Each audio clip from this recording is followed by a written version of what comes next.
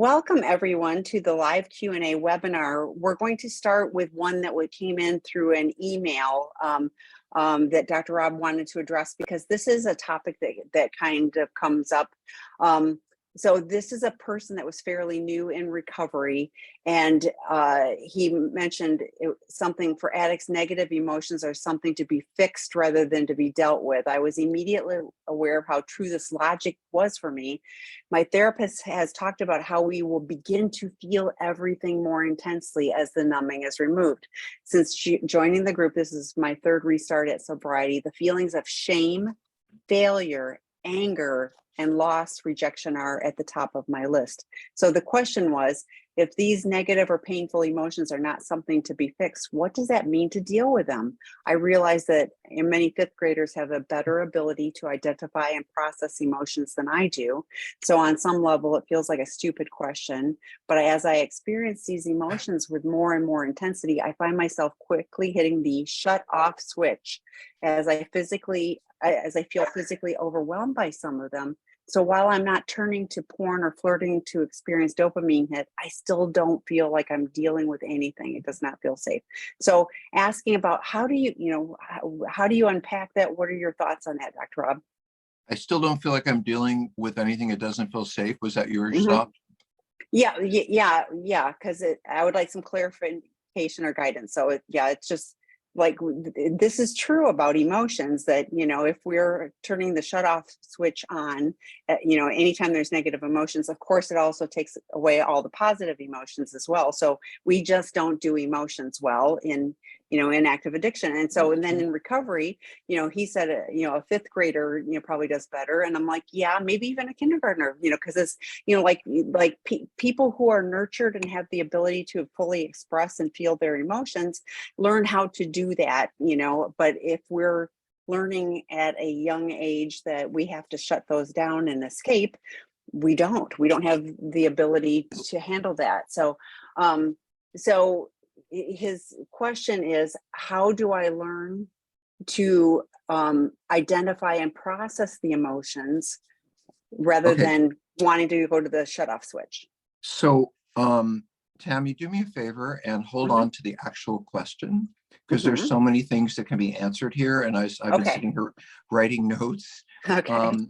So I have to say this because I'm a mental health professional. I have a license, and I feel a responsibility that some people do have depression, and some people have OCD, and sometimes our addictions are masking other issues underneath depression, for example. So I just have to say, I'm not pushing medication or whatever, but it's always best when you're making a change like this to go see a doctor and get evaluated and see a psychiatrist. And I know that sounds terrible, like you're a crazy person. Well, sex addicts are a little crazy, but people act out for all kinds of reasons.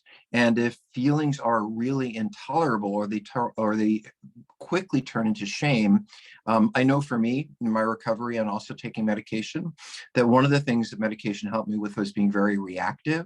I had a moment to kind of think, oh, do I want to say that, opposed to just saying it?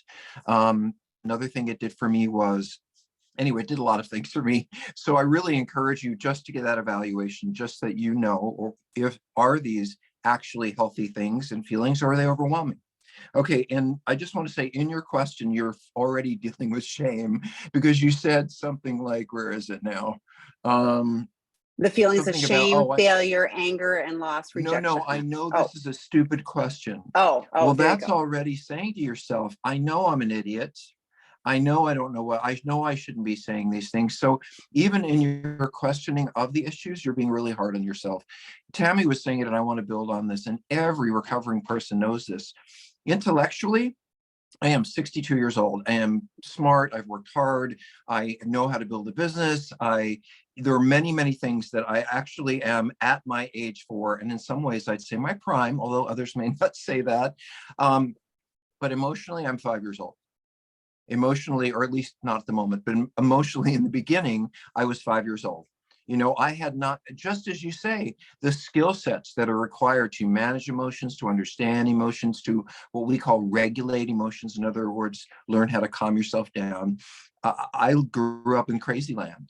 So I didn't have the opportunity to learn those things. So sometimes I got to say, I'm a kindergartner when it comes to emotions. Sometimes I don't know what I'm feeling. I used to confuse feeling like I had a cold with feeling like like I couldn't tell whether I was feeling bad. It was so early. So I don't know how long you've been dealing with recovery. It sounds fairly new. Let me see. Yeah. It was But it was about a little over a month at the time of the writing, which was just yeah, recent. oh So my God. So you have to be so kind to yourself. And this is not easy. Actually, I would say to you, it's courageous to even take this on.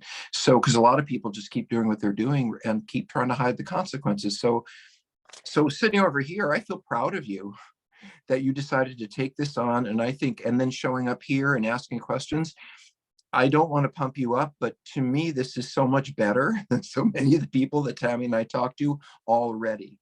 Um, I also wanted to speak to the shame issue, which is, this is a difficult one because if you're already feeling bad about yourself or already feeling depressed, I'm about to make you feel worse, which is many of the ways I hear my clients speak or at Seeking Integrity, they'll say things like, I hate myself.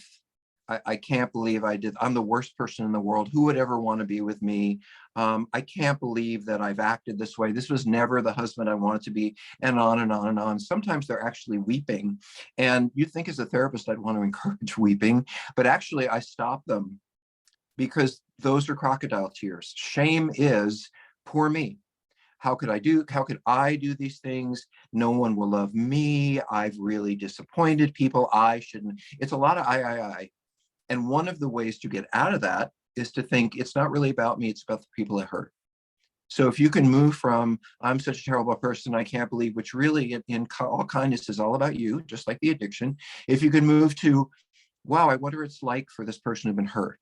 I wonder what they're going through now that I've done this. I wonder about those young women I paid money to, and what are their lives about, and all of that. So rather than being attacking yourself, it's more useful to have empathy and compassion for others.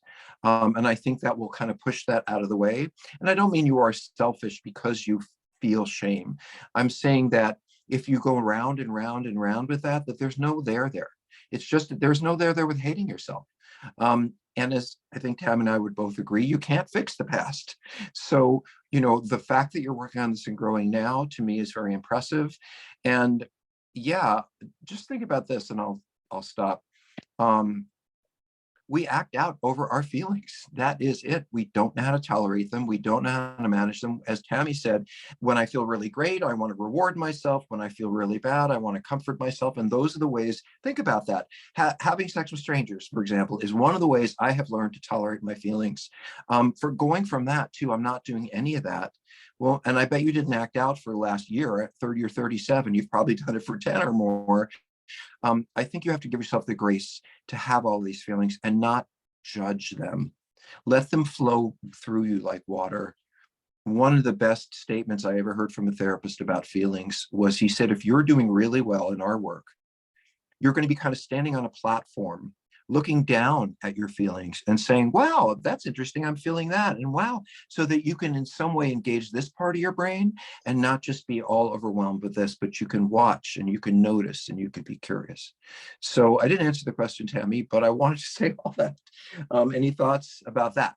That would be helpful. No, I was going with what you were thinking, or what you were saying too, is the being curious, like, because that takes it out of the, I'm feeling so much. And, Right. one of the people that talked to me, or, I was like, I'm feeling, and they said, what are you feeling? I couldn't identify it. So Right. learning to be curious enough to start being able to figure out, oh, that is that feeling. I had to go learn. I had to go learn what the different types of feelings were, because I couldn't. So I was way below fifth grade on that, and that's okay. I learned, I've done, a lot of work. I'm not perfect.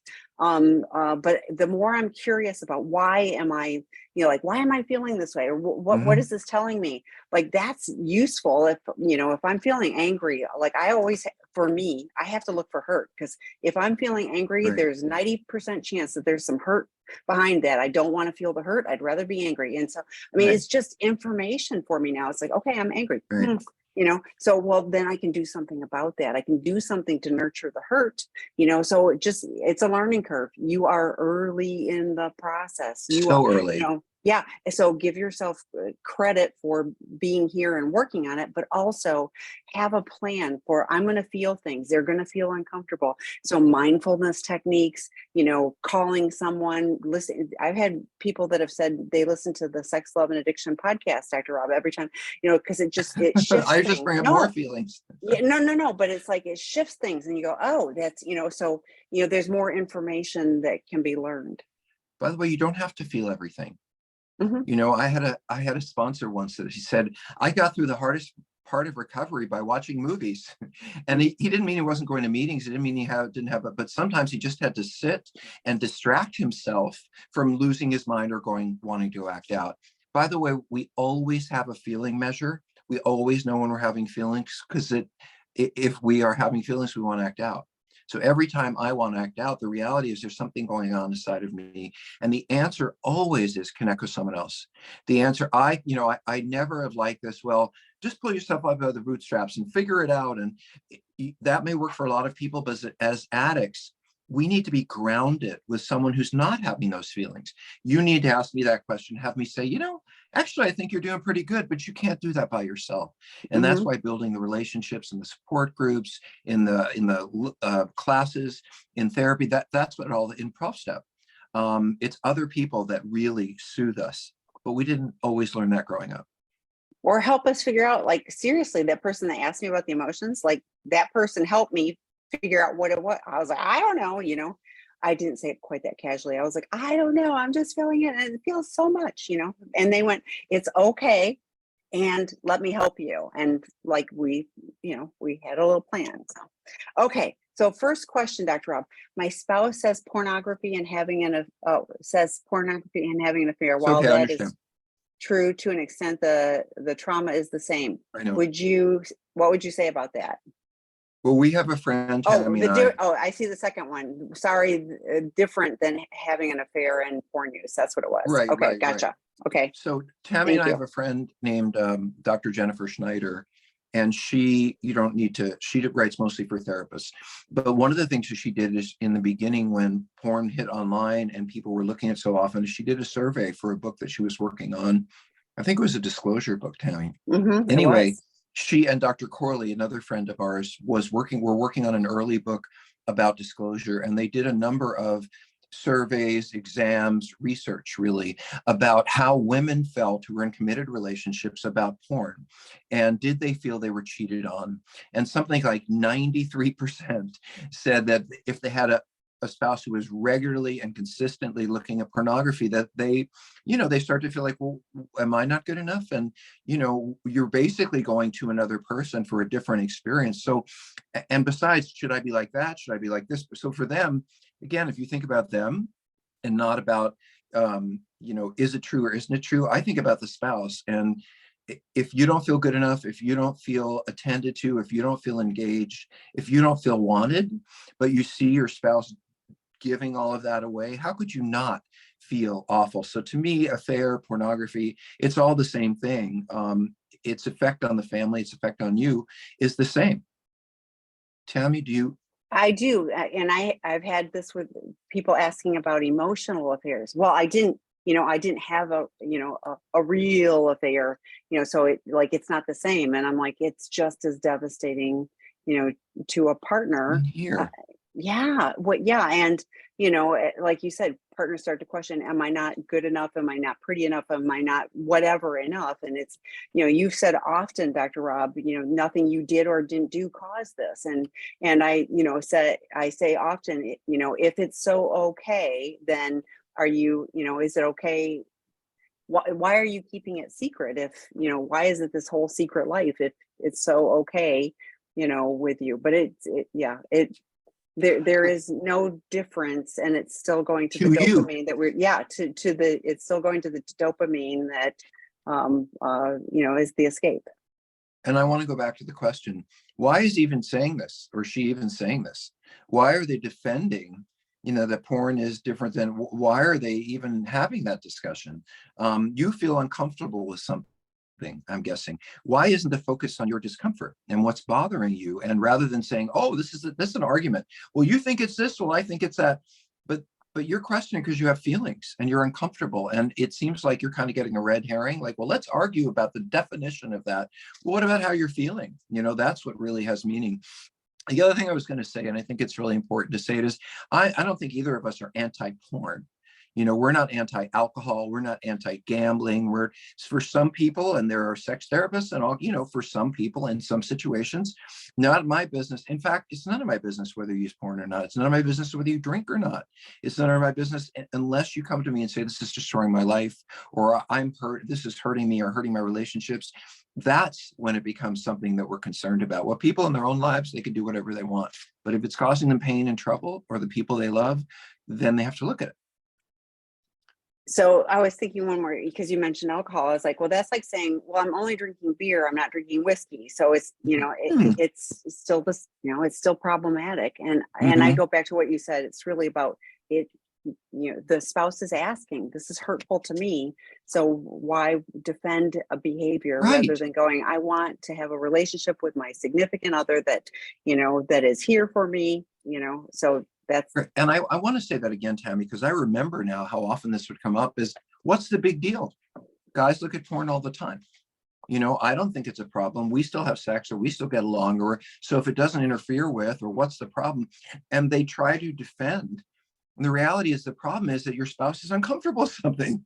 And why don't you hear why don't you respect what they're going through, what it means to them, rather than, with which addicts do, arguing for what you want. How about what's best, as Tammy and I say, is what's best for both of you is what's best for the relationship. You shouldn't be arguing about this. You should be looking at what is the best thing for the two of us to figure out together. I don't know what that is, but it isn't defending the porn use. It's listening to your spouse. Yeah. And it's also interesting to look at what are you getting out of that. And if it's the escaping, numbing out, if it's taking you offline and keeping you away from, connecting in a real and meaningful way with people, that's problematic for relationships. Okay, next question. My SA husband attends a group with a CSAT. The group is mostly offenders, and my husband complains about it every time. He does say that the CSAT tries to keep the group meetings general and not about offending, but isn't always successful. CSATs are hard to come by in our area, so if he quits this group, he most likely won't find another group other than 12-step meetings, which he does attend. What are your thoughts on SAs and SA offenders in the same group? That's a great question. Well, I think we need, I have so many things I want to say. I want to write down. So let me. Okay. Okay, and CSAT. So I just want to say what an offender is, just so everyone understands, because someone, my spouse is an addict, my spouse is an offender, and there are therapists out there who are saying, oh, you're all offenders. So let me tell you what an offender is. An offender is someone, offending is a legal term. So what the law says is offending in Ohio may be very different than in New York, ages and all that. So as therapists, we can't look at offending as what does the law say? So how do we look at offending in terms of personal things? And the way I look at it, and I think this is pretty much how sort of the standard is the act consensual? Have you both agreed that it's okay to do this together? And if there is agreement, then there is not offending. So I'll give you an example. Tammy knows this from so many times I've said it. So I'm dating someone and they think, oh, I would love you to come by and look in the window while I'm showering and say hi. And then I'm gonna leave the door open for you. We're gonna make wonderful love and we'll have coffee and go to work. I don't think anyone's been offended in that circumstance. Now, I'm a woman and I'm taking a shower and I look outside and a stranger's looking in my window.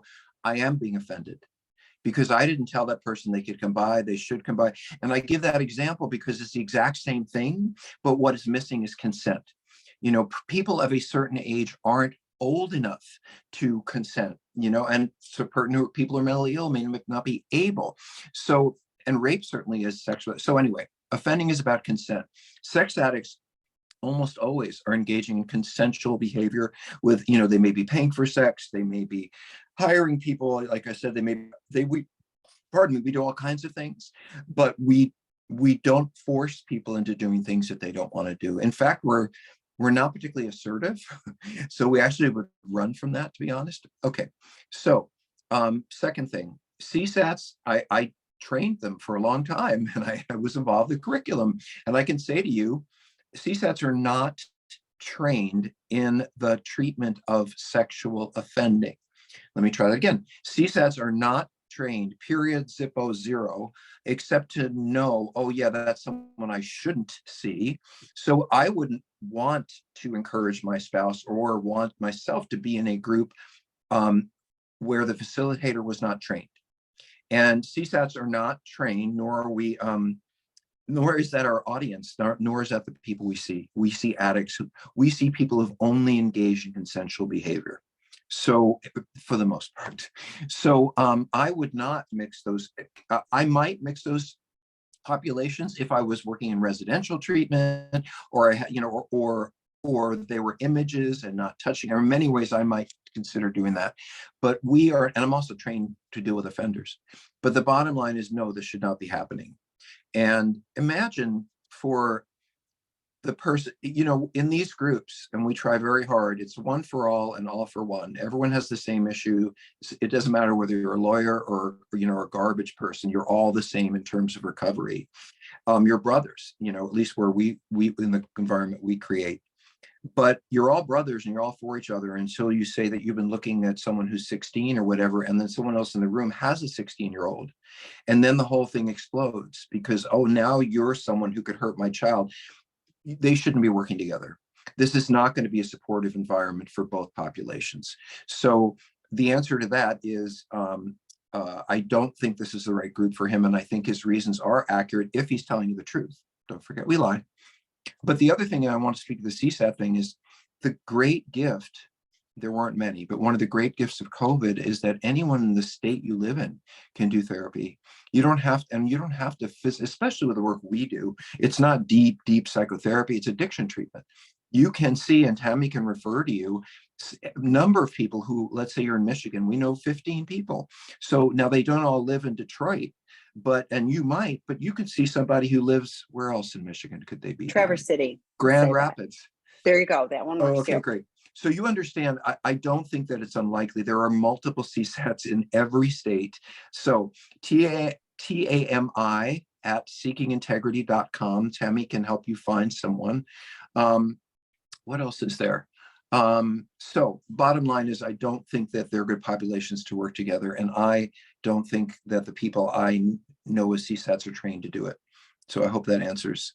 So unless the CSAT has also had training for sex offending, which they could have, but yeah, the mix, you know, and there are some people who are addicts and offenders. I like math. So the Venn diagram, they're addicts and offenders. So that little cross section, but if it's a dedicated, and Dr. Rob has talked about this on other webinars, dedicated offender is different.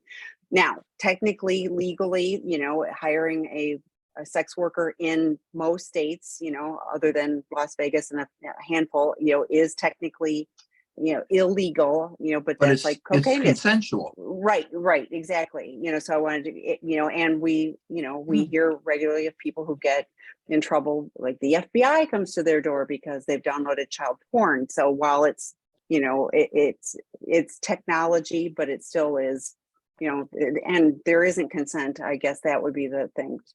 My point is, that's different than, like you were saying, a touch offense, you know, for, you know, a 16-year-old or whatever that, you know, is problematic. Now, I want to talk about groups too. We have drop-in groups on our website. We have free drop-in groups, multiple every week. We have work groups that would be a really good fit for your husband. You know, they're psychoeducation. They are not therapy. So it's not you know, but it's really solid. You know, there's Sex Addiction 101 that starts tomorrow. And, but we've got, you know, Out of the Doghouse, and we've got, you know, Inner Child, and, you know, Why Men Struggle. I mean, there's so many components of those that are, you know, ongoing support. But we've got guys that are in the drop-in groups that have been coming for years because it's that consistent connection, you know, to other peers. They can text them on, you know, in an evening between groups because they've made those connections. And, you know, like Dr. Rob was talking about with the emotions, we can say, I'm feeling stressed out, so I want to talk. great. There's ways to do that. So it depends, on if the CSAT's been trained specifically for that. So I'm not saying the CSAT hasn't been, I don't know. But the in the mixed CSAT, group, that yeah, part of the training is not given. correct. The other thing I wanted to I say is, agree. Yeah. I would probably mix these populations unless there was contact. If someone actually touched another person, I would say that would absolutely be a bottom line for me. They're in the wrong place. But if Right. they looked at images they shouldn't be looking at, I might or might not, depending on the age, depending on their lifestyle, depending on mental health issues. It's part, it has to be parsed, to be honest. That's a good therapist. So, but remember, I want to say this again, addicts lie. And I don't know what the reality is there. As long as he is willing to say, okay, I'll call Tammy and I'll get I will text Tammy. No, I will email Tammy. Email. And I will get 3 other referrals and I will call them and, let's look into them. Then I would feel okay about it. But I don't, another thing is look on their website. See what they're like. Everybody has a website. Yeah. And what are the letters after their name? Is it, PhD CSAT? Well, that's great, but that doesn't mean they're trained to treat offenders. So anyway, that's, I think we should move on. But that's a whole. Hello, Dr. Rob. Thank you for your work in free support groups and courses. I'm a PA and chemsex addict in recovery, but struggling with sexual anorexia. This is frustrating for my betrayed spouse, and she has even started doubting my sexuality as I am not showing enough interest in her. How do I deal with this scenario? Are there any exercises to resolve this issue? I have been looking for ways to avoid sex, to avoid judgment. I am taking the men's intimacy course, level 2 this month, hoping it helps. So working on a work group. That's a very frequent question. Do you want me to, well, I feel like sometimes it can be very repetitive, but if you are a sex addict, you are turned on by intensity, the new body, the situation that might or might not work out. Oh my God, I might be 10 minutes late and I have to be, that whole being on the edge thing, and maybe I'll get caught and who will, all that stuff. And certainly it's about the intensity of looking that person and seducing that person or whatever it is. So the excitement comes from the intensity. Now, when I look at my spouse of 12 years, I'm probably not going to have that experience of intensity. I wish that all couples could stay at the same place that they did in the first 2 years or whatever, but that's not how life works. So if I'm going to be sexual and romantic with my partner, it can't come from horniness. This is something that actually Omar said. It has to come from willingness, meaning we have an intimacy disorder, and avoiding sex with people who are close to us is one of the things we do because we don't have control, to be honest. We can control any other kind of sexual situation, but with a spouse, they can hurt us, they can let us down, they can disappoint, and the closest we can be is sexual. So in any case, and as I've often said, Tammy, when I lie together with my spouse, I would rather read the New York Times than have sex because that's how I'm built. However, willingness means maybe we could massage each other. Maybe we could take out some oil. Maybe I could wash your hair in the shower. In other words, maybe we could begin to have physical contact that isn't sexual, which is a lot easier for us sex addicts. This isn't as right in our face, scary as you will. And my goodness, I got excited and wow, I didn't expect that. And oh, we had sex and it was amazing. If you take the focus off the sex and put it more on all kinds of touching and pleasure and enjoyment of each other.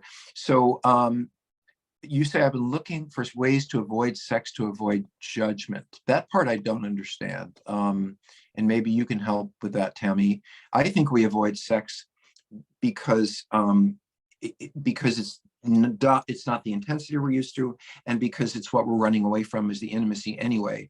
So Tammy, do you have some ideas about that? I didn't quite get fully, I think. Well, yeah, no, I'm glad you're taking the work group, and a lot of it, like you said, it's being willing. And of course, it's going to be scary. This is like on new territory. Like anytime addicts are venturing into this area and don't have their acting out to fall back on, it's scary because you are making yourself vulnerable. But understanding I put in the chat, sensate, focus, touch, understanding that like just connecting. If the point of sex is to connect, then start with connecting. Not, don't look for the intercourse and we got to do this and whatever, and focus on your partner. Take the focus off of you, because then you aren't going to worry about judgment of you. You're going to focus on your partner, and guess what? Whatever happens, it's okay. This is not.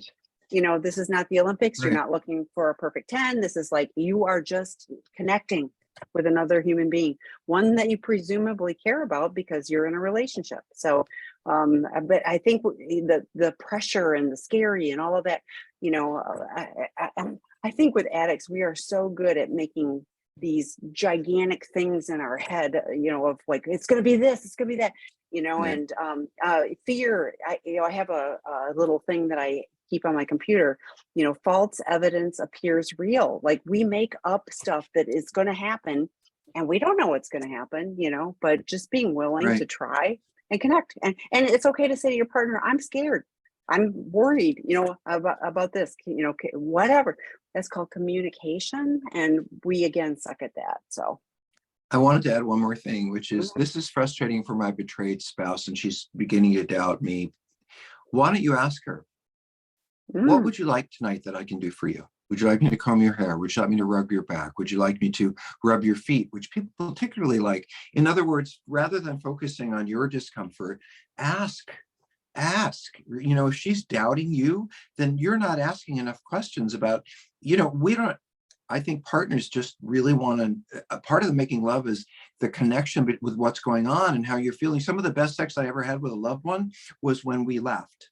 Somewhere in there we giggled because like, what just happened, and that's the level of comfort that it can be. But I think you're probably not giving your spouse enough focus and what's important to them.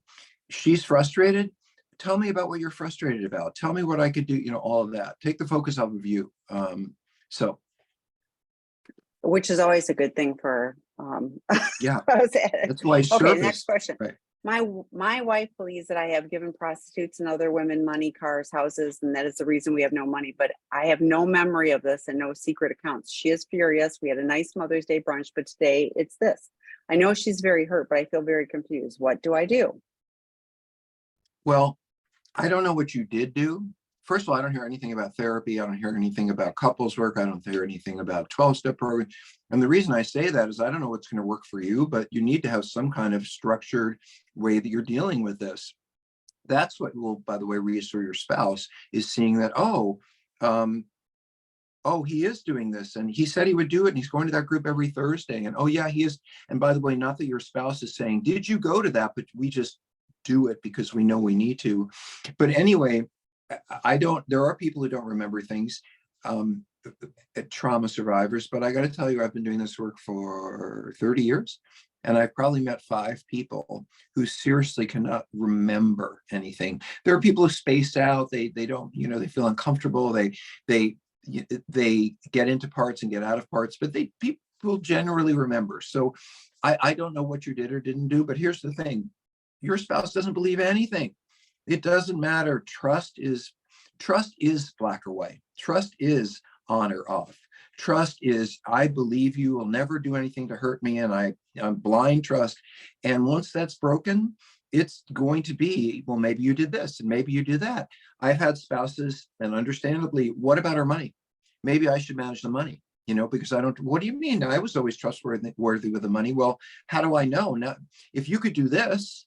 So, and by the way, the other part is about the roller coaster. So there are a number of courses that we teach about dealing with out of the doghouse is one of them, how to deal with the trauma your spouse has been through.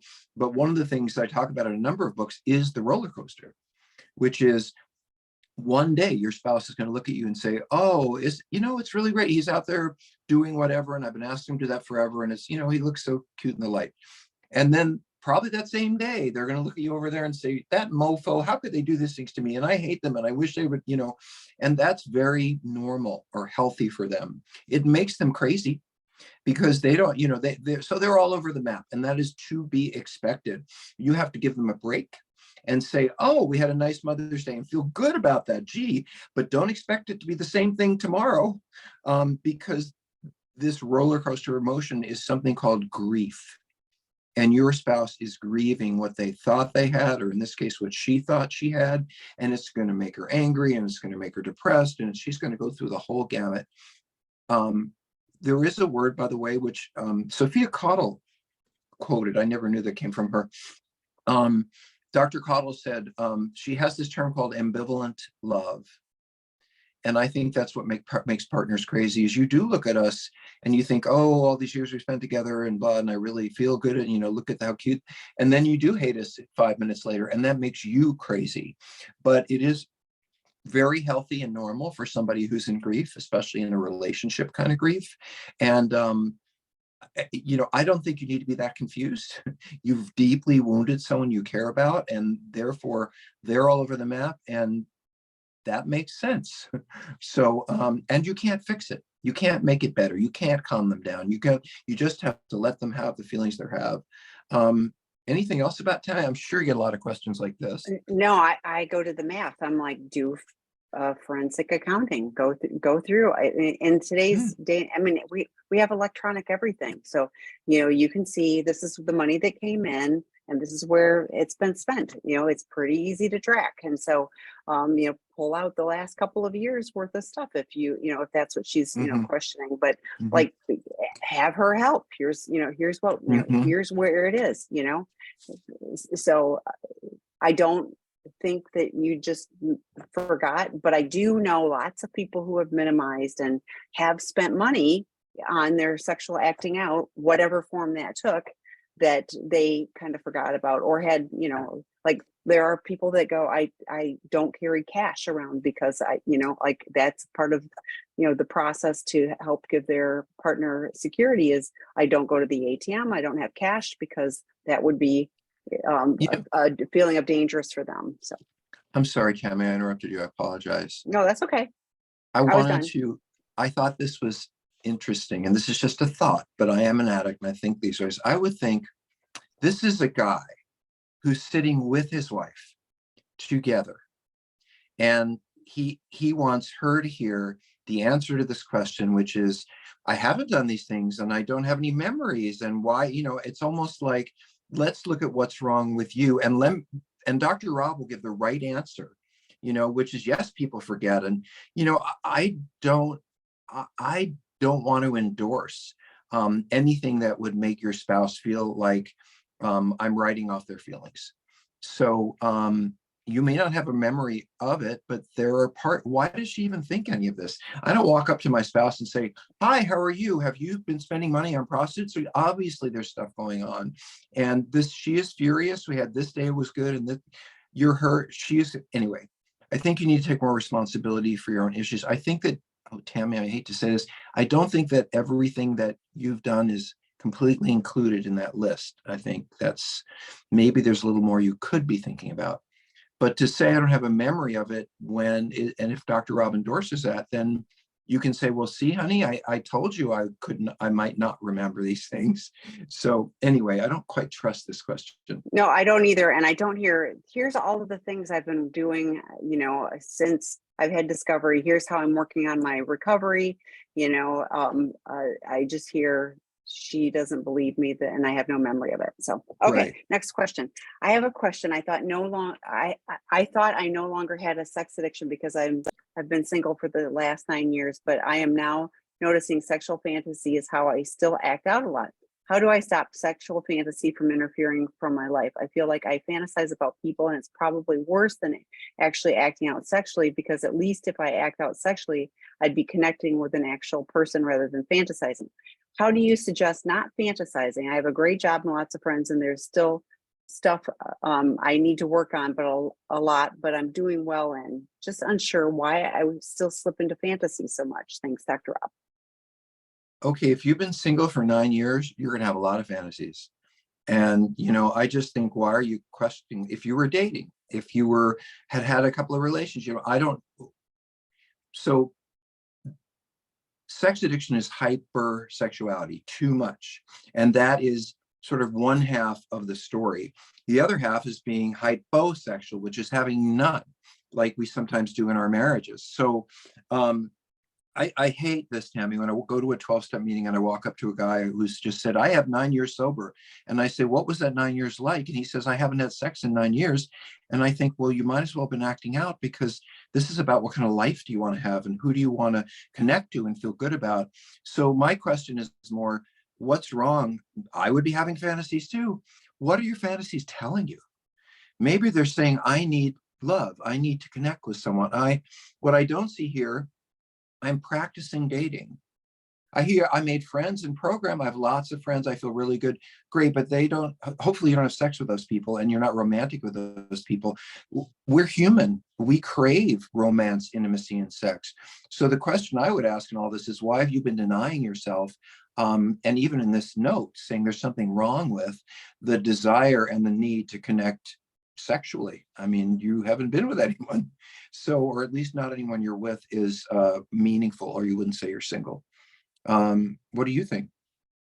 Well, I never say, like, when people say I'm a recovered, addict on whatever level, I don't believe them, because, this is a chronic condition. So we can be in active recovery, or what I hear is at least abstinence. You just haven't done anything. But yeah, I really, like, I would love to hear what's in your outer circle. What are you looking, right. What is meaningful to you, and why would, now I do hear, I've got lots of friends. That's great. So that's, human connection, and, that's things, that's a good start. Yes. Right. But it really is, like, I love what you talked about, like, I'm practicing dating. And that's with your sponsor, and like having a whole plan about how you're going to do this, and, right. Making sure that you've got safe support to do so. But really lean into the recovery aspect, so that you can be, a sex addict in recovery, but looking to date and be connected in a real and meaningful way. It's my suggestion. So I don't think there's anything wrong with your fantasies. I think they're telling you something and you're not listening. And it actually just still trying to make it go away rather than inviting it in. And the other thing is, just a technical point, I would want you to be going to Sex and Love Addicts Anonymous, because SLAA is all about relationships and either picking the wrong ones or not having it all, and having them at all. And I think there's a central piece here that is not about sex addiction, it's about relationships. And that would be a really good place for you to go, in my opinion. Tammy's nodding her head. So I agree with that. Yeah. Okay. So next question. As a betrayed partner, I was very supportive of my SA husband. Recently, as he is being more honest with his slips, etc., which I know is good. However, it is bringing out anger in me. I have been good at managing my emotions up till now. It's also been 8 months in self-work and healing on my husband, and my husband is about a month in. What can I do to help what can I do to help manage my anger response? It doesn't help him, but my feelings of anger and frustration are going. I'm beginning to doubt my commitment to this marriage. Wow. Okay.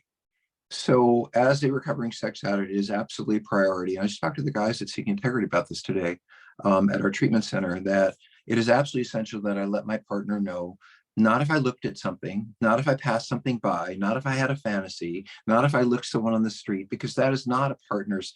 I don't want a parole officer. I want a spouse. If I have a difficult day and feel like acting out, I'm going to call my sponsor. That's where those issues belong, or trust will never be rebuilt. And if I have a slip, if something that is absolutely committed that I'm not going to do, and sobriety, if I do that, then I must go to my spouse and say, I've broken my contract. I have violated my commitment, and I have to go start from day one. Not that all the information is gone, but I have to say I'm right at the beginning and figure out what happened. How did that happen? How did I get there? So a spouse does need to know if there's been a meaningful breach in my sobriety. What I am worried about here is, first of all, I don't know how long this person has been. I know about the partner, but I don't know how long the addict is working on this. 1 month. Okay. It's about a month in. My husband's only a month in, so. And I'm trying to look at, and my husband is okay. So you're not going to be healing. You're not going to be feeling better. You're just starting this experience. I wrote there are a lot of books out there, but I wrote a book called Codependence because I don't believe in codependency. And when you love someone and your heart is broken, it is unfair to expect yourself to feel better. And, it's important for me to report slips. I absolutely have to. And I hope that the spouses, rather than saying, if you ever do this again, I'm going to leave you, feel in some way, okay, you did this again, but at least I know what's going on. I'm going to hope that is working as the way it's supposed to. In other words, the honesty. But being honest about my slips doesn't mean it's okay to slip every other week. It doesn't mean it's okay to slip twice a month. And that's what I hear. I just, again, heard this from a guy in treatment, which is, I'm really, really doing well. I only slip. I always said the same thing. I've been doing really well. I tell my spouse every time. And I thought, every time? What do you mean every time? He said, well, about twice a month. And I thought, you're not, what are you telling your spouse? Basically, you're telling your spouse that I'm not doing anything about it, but I'll put you in more pain when so I don't think slips should be happening that often. And I would be infuriated. It wouldn't be the honesty, it would make me feel better. It's the lack of commitment this person has to the process. And it's been a month. It's been a month. So how much time could he really have? How much work has he really done? And I'm going to stop there, Tammy, and turn to you. What are your thoughts? So yeah, you are way ahead of him on the, right. Getting support curve. You didn't say what he's doing or not doing. We have a Sex Addiction 101 work group that starts tomorrow. That would be a really good option for him. Wait, it starts tomorrow? Tomorrow. Starts tomorrow. 6-week course, 90 minutes per week. It's not enough, but it would be that would be something tangible and helpful. And he'd have a solid 3-circle plan. He would have some foundational components. Sobriety plan. Yes, your ability to start trusting, like he needs to do his work and he needs separate help and support. You need the support and your healthy boundaries. So every time, he tells you he slips, that you probably need to, create a bigger gap for your safety. So right. A lot of work needs to be done on his part for you, healthy boundaries for your safety, physical, emotional, financial, like we were talking about earlier, and spiritual. Those boundaries, what do you need for your safety?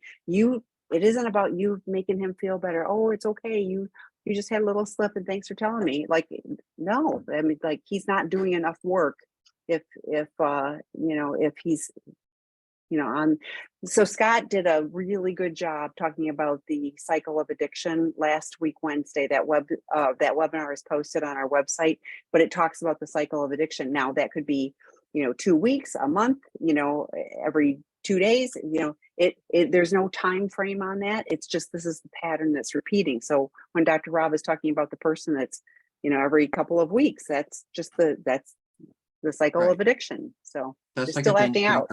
Yeah. I am not in recovery. People say all the time, oh, he relapsed. And I was like, he's not sober yet. You can't relapse if you're not sober. You might be abstinent for a period of time, but there's zero, recovery. So I want to say one more thing about this, which is this spouse is saying, I've been good at managing my emotions up until now. I'm about 8 months into working and healing. And what can I do with my anger? And first of all, I don't think emotions are something to be managed. We just have them and we have to deal with them. So even the idea that you have to manage your anger, you're just feeling it, and appropriately in an appropriate situation. So I think you should be kinder to yourself. And not all working on yourself is about learning to avoid your feelings. Some of it is we're really working on fully expressing them. And I think this is a situation where it is okay to have really strong feelings and to not question the fact that you have them or that they seem too strong. This is a good, Tammy, if you can encourage this person to go to some of the support groups. They're free. And I think just listening to other women talk about their anger and their hurt and what they're going through, just having it kind of normalized by listening to what other people are going through, it will make a lot more sense to you. Again, it's never useful to do this by yourself. And anger, yes. Rage and or violence, no. So that's so, I hear often partners go, I'm doing things and saying things that I never ever would have done, and I don't like myself. And so when it tips into that, then finding ways not to manage the feelings, but to manage the behaviors. Like, what do I need to do when I'm feeling that intense in that moment? What do I need to do to go ground myself, to call somebody and vent, whatever? That we can make choices on how we express it. So. Okay, there's more memory things. My husband, sex addict, seems to always be forgetting things lately. I was on a codependence call and other women said the same thing about their partners. Some said memory issues are common during recovery. Is that correct? If so, why? I'm curious about this because I think I do the memory issues of what happened. Like, it's so compartmentalized Right. that people will forget specific behaviors. Or the numbers are really high. Exactly. Yeah. I mean, so components of that, but like in your day-to-day memory lapses, that has not been my experience, with recovery. We actually usually, I think, we start showing up better, like we've got our brain online. This doesn't sound good to me. It makes me worry about, well, first of all, if it depends on the dynamic in your relationship. Some spouses understandably are, what was this? And what did you do? And then, and when, and why? And the questions sort of keep rolling. And I know you spouses sometimes feel like, well, if I just get the answer to this, I'm going to feel better. Unfortunately, when you get to the answer to that, you probably feel worse and you have another question, but that's understandable. But that's one of the challenges. So he could be simply saying, I don't want to answer your questions anymore, or I don't remember, stop bugging me, or I don't know what kind of response is coming back. I have not heard this particular issue. And let me say this, if it's one person, I could say, okay, that might be one person's response, or I would worry about their memory. But other women said the same thing about their partners. I don't think that's a common thing. And I don't think memory issues are common in recovery to large groups of people. So something is not, so the answer, is that correct? No. And I don't know what's going on, but again, it just doesn't smell right to me. Yes. So I guess if you've done formal therapeutic disclosure, and you're at a certain point, then, but like Dr. Rob said, if you're, peppering questions of like all of that, then it could be I just don't remember. And honestly, part of formal therapeutic disclosure, there's a process for, if something gets remembered, which it could, there's a process for handling that. So there's a lot that is not quite clear in the question. But yeah, I've not seen that across any addictions, No, and I've never heard that question before, to be honest. I do want to say one other thing about this question, which is I really appreciate you're talking about codependence. What many of you will hear me say here is I don't believe in codependency. And what I mean is, very honestly, there's no research behind it. It is not a formal diagnosis. It's more of an idea of something. And everyone seems to have their own idea about what it is. A lot of it is asking spouses to look at themselves and say, what's wrong with me? Or how did I contribute to this addiction in my husband or wife? And I think the reason you stay, I think the reason that you want to work things out, I think the reason that you try your best to fill in the holes when there are pieces of the relationship that are missing is because you love us. Not because there's something wrong with you, but because you love us and you see the best in us. I think that spouses are a wonderful gift because you have some vision of who we might be if we were at our best. And so I don't believe in codependency because it says to people, what are you doing? What are you doing with this person? And you should know better. And maybe there's something in your past that made you make the decision to be with them. And I just don't think it's all that complicated. We stay with people because we love them. So I wrote a whole book and a theory about this called Prodependence, deliberately because I wanted to put dependency in a positive light. I'll say one more thing about that. When I first started therapy and I said, I want a relationship. And my therapist said, what do you think a relationship is? And I said, I remember this, Tammy, 30 something years ago, I said, here's what I want. I said, I'm half a pie and they're half a pie and together we're a pie, which I think is what it's about, leaning on each other, supporting each other, filling in. But he said, as Codependency said at the time, no, you don't understand. You're a pie, they're a pie, and together you're two pies. Well, that's not really a relationship when you're completely separate, individual, strong beings. So I am very pro dependence, that we lean on each other, that we support each other, that if you are struggling and you have cancer, I'm going to show up for you. If you are struggling and you have an addiction, I'm not going to stop loving you. I'm just going to be deeply hurt and angry. So anyway, I appreciate you're talking about prodependence. It is a new way of thinking about relationships in terms of those who love addicts. And I keep getting these little notes, Tammy. Oh, I read the book. Oh, we have a little group. Oh, and it makes me really honored and feel good, because I want us to love families more, So there's one I'm typing an answer to you because we're going to run out of time, and I really wanted to. But the next question, my PA spouse says he doesn't fit the profile of an addict because he has not lost his desire for me. He says a therapist told him that when he doesn't get sex from me, he turns to porn. That sounds like the blame game. Is it true he can't be an addict if he still desires me? Well, I don't think his desire for you has nothing to do with, for all you're porn. I have heard the term, I hate to say, masturbating into someone, which is kind of like having an internet connection with a pad over your face. And so this person could be working fantasies when he or she is with you. So I don't know if you would know if you really feel connected when you're sexual, or whether it just feels like an act. But to say, oh, well, I do this over here, so that must mean I don't do that over there. In other words, I can have a glass of wine at dinner, but my getting drunk over there, they're not related. Of course, these things are related, but it doesn't. So the other part of this, I guess I want to say, is this is cruel. This is mean. This is blaming and what we call externalizing. In other words, you're the problem because if you're not giving me enough sex, then I'm going to look at porn. And basically, you and porn are the same thing. By the way, that is what he's saying right there is, well, it's sex with you or sex with porn, but what I really just want is sex. And that's what I meant about maybe it might be, you could be a fantasy in his head. So there are a lot of issues here, but I do hope that you trust what you're feeling. This is the blame game, and it is not true. I don't even know how to say that. And he can be an addict and still desire you.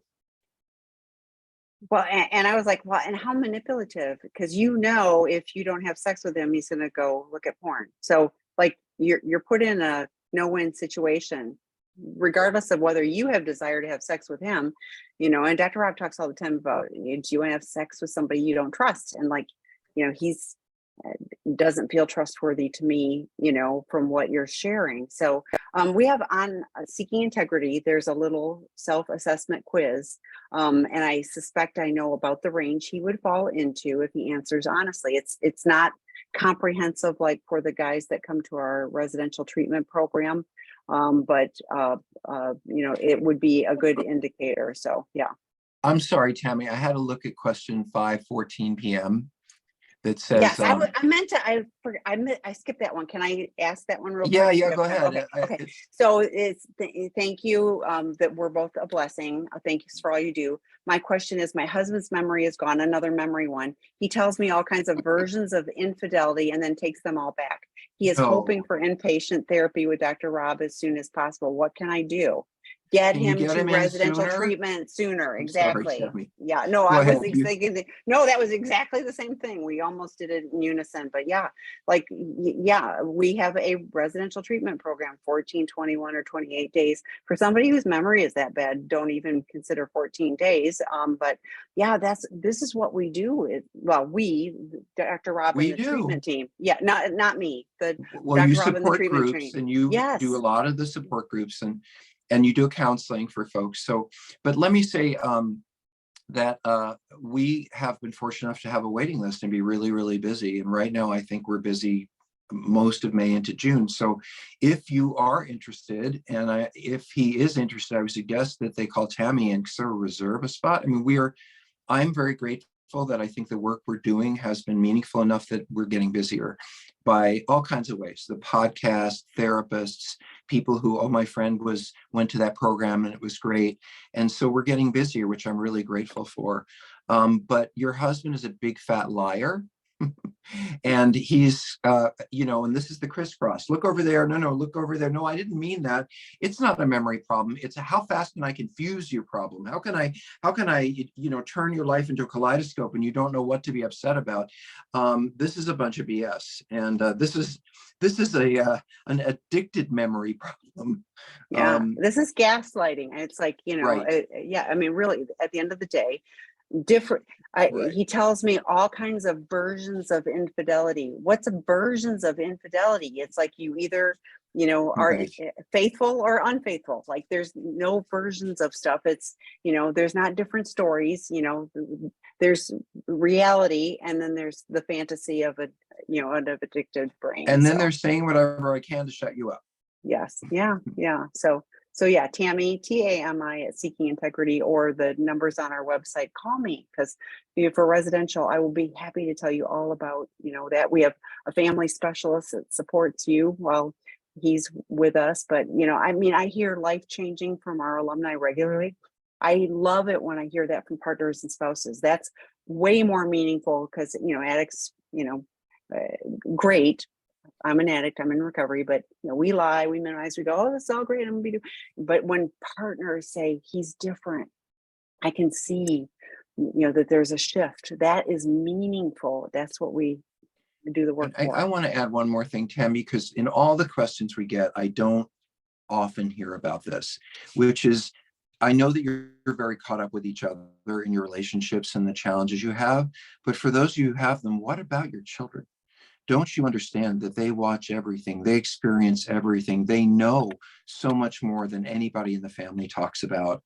And if they're experiencing this kind of tension, this kind of upset, this kind of mom's anxious, this, it affects them, and it affects them. This is why addiction is a generational disorder. It is partially genetic, but those genes don't get activated unless we begin to experience the kinds of stresses in childhood that lead someone open to being an addict. So please, folks, take a little bit of the eye off each other's anger and take a good look at your kids and say, I can't take back 5. I can't go back to when they were 7. I can't, and what are you going to do today? Not about each other's anger, each other's disappointment, but if you have kids, you know what? They're more important than you are.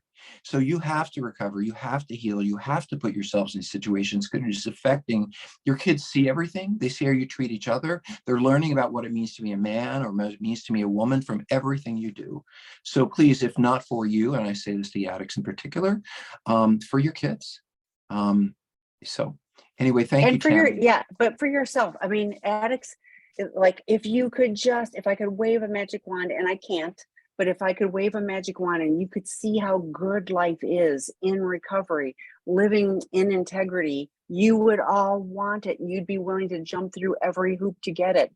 But so focus on me, and don't take away this little piece of, I'm looking at porn. Protection. I'm looking at porn. I'm not connected to a real person. I'm looking at a screen, a little tiny screen, I mean, it's just like the insanity of the disease is like, I'm an addict, I'm in recovery. I get it, but it still baffles me at times, how caught up we get in stuff that doesn't really matter. So that's correct. And there are bigger issues here that we need to address. Sex addiction really is the tip of the iceberg.